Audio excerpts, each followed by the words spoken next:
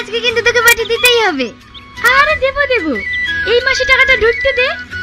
তোদের তো monetization on হয়ে গেছে, এখন টাকা ঢুকবে। আমার তো মনিটাইজেশন অনই হয়নি। হবে হবে, অত চিন্তা করলে হবে? ভালো ভালো রিলস কর, ব্লগ ছাড়, ঠিক হয়ে যাবে। হ্যাঁ, শুনলাম নাকি রাজেশের বউ এই মাসে ব্লগ বানিয়ে 12,000 টাকা তুলিছে। আর কদিন বাদে আমরা সবাই তুলবো, তাই বলে তোর দ্বারা কিচ্ছু হবে না। না রে, আমারও ভীষণ ইচ্ছে করে, কিন্তু আমার স্বামী এসব পছন্দ করে না।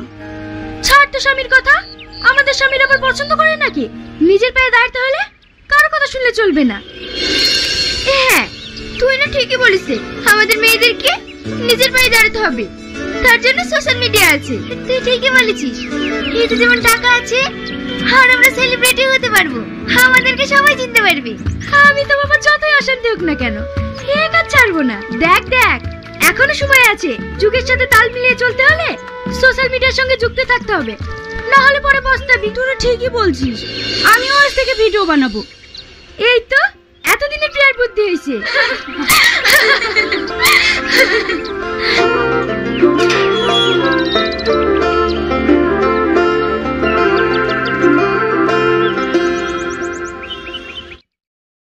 হ্যালো গাইস, আপনারা দেখতেই পাচ্ছেন আজকে আমি বিভিন্ন ধরনের রেসিপি তৈরি করে ডাইনিং এ সাজাচ্ছি।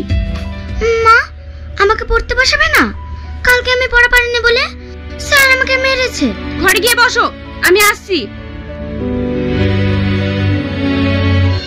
হ্যালো গাইস, আপনারা দেখতেই পাচ্ছেন আমি কত সুন্দর রেসিপি তৈরি করেছি। এটা দিয়ে এত সুন্দর সুগন্ধ ছড়াচ্ছে, আপনারা একবার খেলেই বুঝতে পারবেন।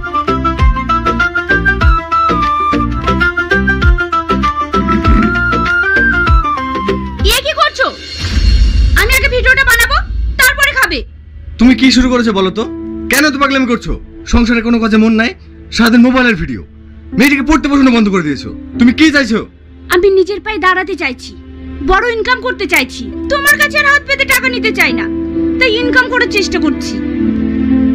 দেখো, এসব ভিডিও করা বন্ধ করো, একটু সংসারের কাজে মন দাও। আমার কিন্তু কোনো কিছু ভালো লাগছে না। তোমার ভালো লাগা না লাগে আমার কোনো যায় আসে না। যাও, কে বলেছে তোমাকে খেতে?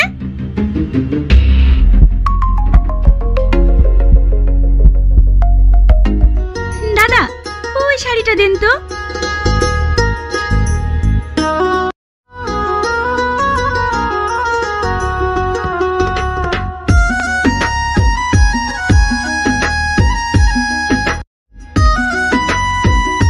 দাদা, ওই শাড়িটা দেন।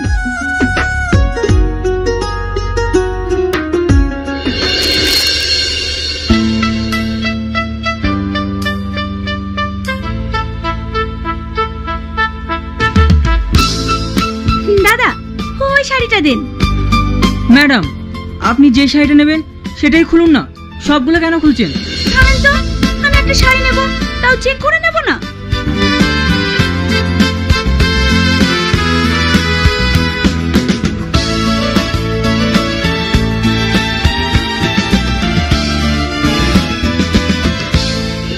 এসব কি হচ্ছে? বুঝতে পারছো না? এই ড্রেসগুলো পরে আমি ট্রায়াল রুমে ব্লগ বানাচ্ছি। 8টা ব্লগ হয়ে গেছে, আর 2-3টা বানিয়ে চলে যাব। দেখো, তুমি দয়া করে এসবগুলো বন্ধ করো। বকো না তো, তুমি তো আমাকে একটা ড্রেস কিনে দিবা, ওইতে আমি একটা ব্লগ বানাতে পারবো। সবাই বলবে না আমি একটা ড্রেস পরে ব্লগ বানাই, তাই এদের ড্রেস পরে আমি কয়েকটা বানিয়ে নিচ্ছি। আল্লাহ, আমি কোন পাগলে পাল্লায় পড়েছি? তোমাকে দয়া করে একটু বুদ্ধি দাও, তাহলে আমি শেষ হয়ে যাব। আজকে নতুন কিছু একটা তৈরি করতে হবে, কিন্তু কি তৈরি করি? চিকেন দিয়ে কোনো আইটেম তৈরি করব, কিন্তু সেটাও তো আমি পারি না। কি করি কি করি? আইডিয়া! দাদা, চিকেনের যত রকমের আইটেম আছে সব দেন। অত সব আইটেম তুমি কি করবে? বকো না তো, চুপ করে বসো।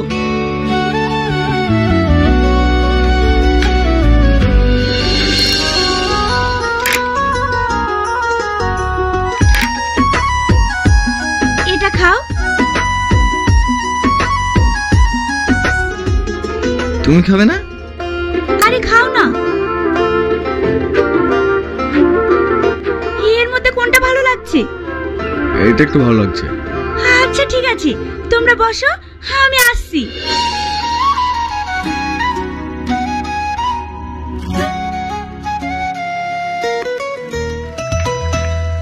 দাদা, চিকেনের এই আইটেমগুলো তৈরি করতে কি কি মশলা ব্যবহার করেন?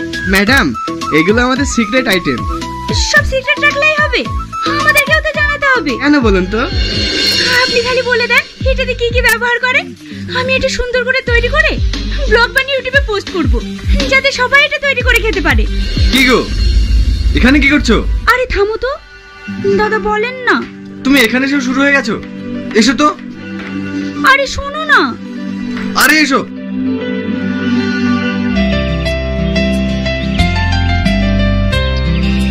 খুলে কাঁদছিস কেন? কি হয়েছে আমাদের সামনে খুলে বল। আমি এর আগে যখন ভিডিও করতাম তখন আমার স্বামী নিষেধ করতো, কিন্তু এখন আমার স্বামী আমি যাই করি আমাকে কিচ্ছু বলে না, আর আগের মতো ভালোবাসে না। আমি সব বুঝতে পেরেছি। তার মানে তোর স্বামী নিশ্চয় কোনো মেয়ের সাথে সম্পর্কে যুক্ত হয়েছে। ও এরকম না। তুই ছেলেদের চিনিস না, আমি মোবাইলে দেখেছি।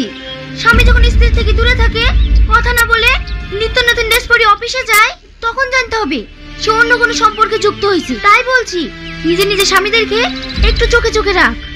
পল্লবী ঠিকই বলছে। হ্যাঁ, যেদিন থেকে আমি মোবাইলে দেখেছি সেদিন থেকে আমি আমার স্বামীকে চোখে চোখে রাখি। দাঁড়াও, কোথায় যাচ্ছো? অফিসে। এত সুন্দর সেজে গুজে কেন? আবার পারফিউমও দিয়েছো। তুমি এইভাবে অফিসে যাবে না। মানে? এই জামাটা পরে যাও। আমি এই পুরনো জামা পরে অফিসে যাব? এবার বুঝতে পেরেছি। আমি মোবাইলে যা দেখেছি আর আমার বান্ধবীরা যা বলেছে সব ঠিক।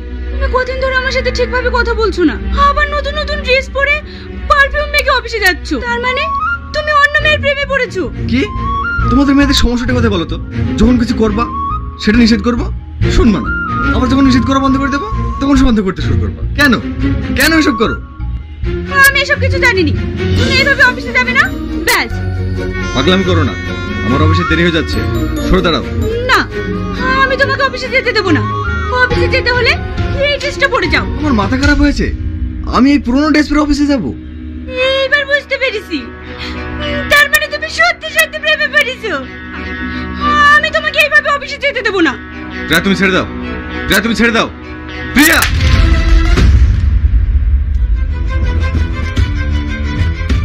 ও মা, আমার সব শেষ হয়ে গেল গো মা। তুই আমার মোবাইল ব্যাংক কিনলি কেন তাই বল। আমি ঠিক করেছি।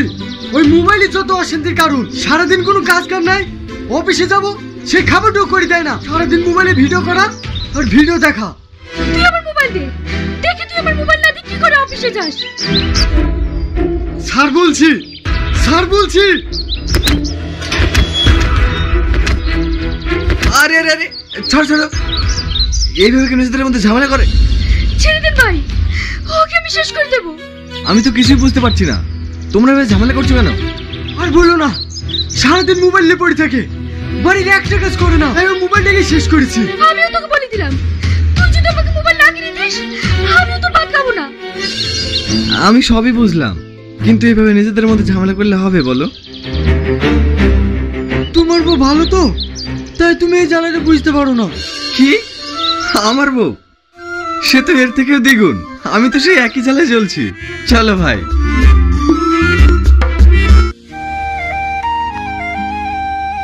আপনার সামনে আপনার কথা শুনছে না, আপনাকে রাগ দেখাচ্ছে। আপনাকে পরীক্ষা করতে হবে সে সত্য বলছে না মিথ্যা। তাকে যদি নিজের করে রাখতে চান, আপনাকে তার গতিবিধি লক্ষ্য করতে হবে।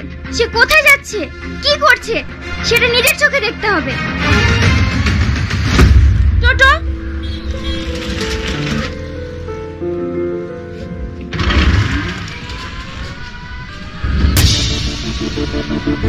দাঁড়ান দাঁড়ান দাঁড়ান। আপনি অফিসে টিফিন নিয়ে আসেন না কেন? নিয়ে আসা হয় না আর কি।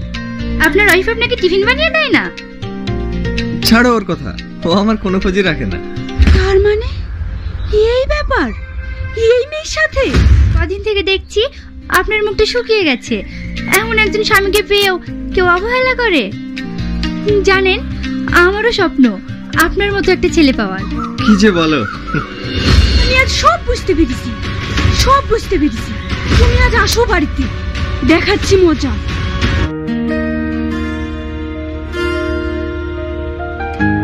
আজ তুমি কোথায় ছিলে? অফিসে। আপনার স্বামী যদি অন্য কোনো সম্পর্কে যুক্ত থাকে, আপনি তাকে কোনো কিছু জিজ্ঞেস করলেই সে আপনাকে মিথ্যা কথা বলবে। আজ কোন মেয়ের সাথে কথা বলছিলে? আমি কোনো মেয়ের সাথে কথা বলি না। আপনি যখন সত্যিটা জানতে চাইবেন, সে রেগে যাবে। সত্যি করে বলো। বললাম না আমি কোনো মেয়ের সাথে কথা বলি না। যখন দেখবেন আপনি আপনার স্বামীকে কোনো কিছু বললেই রেগে যাচ্ছে, তখন বুঝে নেবেন আপনার স্বামী পুরোটাই অন্য কারোর হয়ে গেছে। তুমি মিথ্যা কথা বলছো। আমি নিজের চোখে দেখেছি তোমাকে একটা অন্য মেয়ের সাথে কথা বলতে। তুমি এতটা নোংরা মানুষ। প্রিয়া, সে যখন আসল সত্য সহ্য করতে না পারবে, তখন সে আপনার গায়ে হাত তুলবে। এসব গুণগুলো যদি সব মিলে যায়, তাহলেই ভাববেন আপনার সংসার শেষ। মা, আপা, আমার সব শেষ হয়ে গেল। আপনি যে আমার সব শেষ করে দিল। কি হয়েছে বৌমা, তুমি এভাবে চিৎকার করছো কেন? আপনার ছেলে আমার জায়গাটা অন্য একটা মেয়েকে দিয়ে দিয়েছে মা। আপনার ছেলে আমার কষ্ট করে সংসারটা শেষ করে দিল গো মা। তুমি কি বলছো? হ্যাঁ আব্বা, আপনার ছেলেকে জিজ্ঞেস করেন। আমি নিজের চোখে দেখেছি ওকে অন্য একটা মেয়ের সাথে রাস্তায় দাঁড়িয়ে কথা বলতে, হাসাহাসি করতে। বাবু, এগুলো কি সত্য? আব্বা, তোমাদের ওর মতো মাথা খারাপ হয়ে গেছে? আমি রাস্তায় যার সাথে কথা বলছিলাম, সে হচ্ছে আমার অফিসের স্টাফ। আব্বা, ও মিথ্যা বলছে।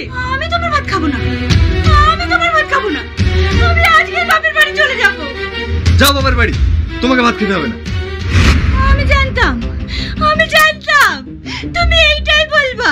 আমি এই বাড়ি থেকে গেলেই তো তুমি ওকে এই বাড়িতে নিয়ে আসবা। দরকার হলে তাই নিয়ে আসবো, যাও তুমি। কি এত বড় কথা? এর বিচার যদি আমি না করতে পেরেছি, তাহলে আমার নামও প্রিয়া না। আমি এক্ষুনি আব্বাকে ফোন করছি।